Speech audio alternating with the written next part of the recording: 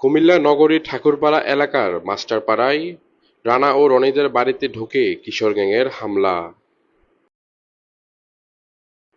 এ সময় আতঙ্কিত হয়ে পড়ে পুরো বাড়ির লোকজন।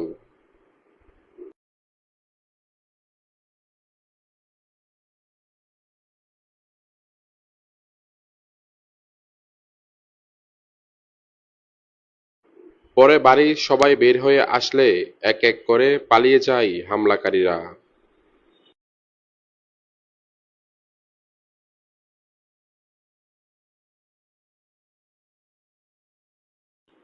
এ সময় রনি ও রানার মেজ ভাই আহত হয়েছে বলে জানা যায়।